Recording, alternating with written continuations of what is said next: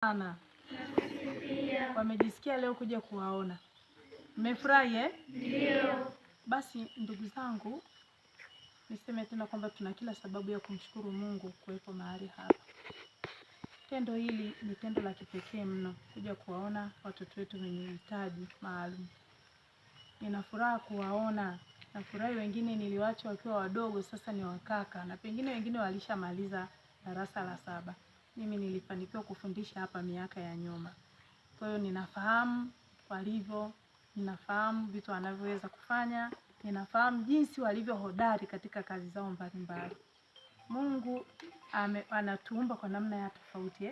Unaweza kupunguka kitu kidogo lakini ukawa thamani kubwa kwa jamii. Tumesikia jinsi walivyoimba wimbo mzuri sana. Wimbo mzuri kwa sauti nzuri.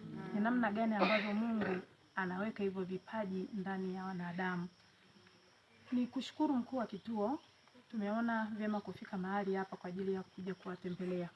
Kina mama hawa ni baadhi ya wakina mama wa vikundi mbalimbali katika wilaya yetu ya Lushoto. Wamejitolea sadaka zao kwa ajili ya kuja kuwaona watoto wetu.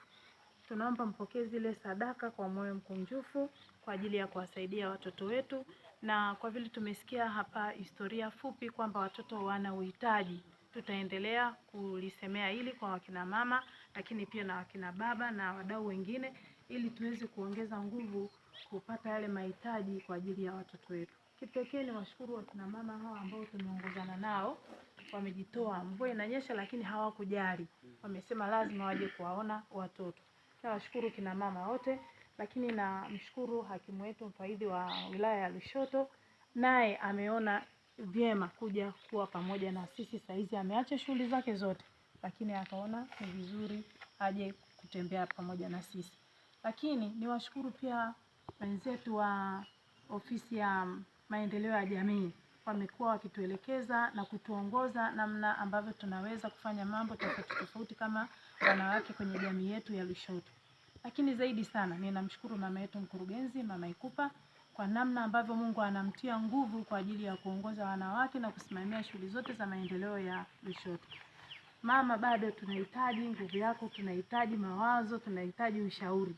Tunafurahi mno tunapokuwa na wewe. Na watoto wetu wamefurahi kutuona.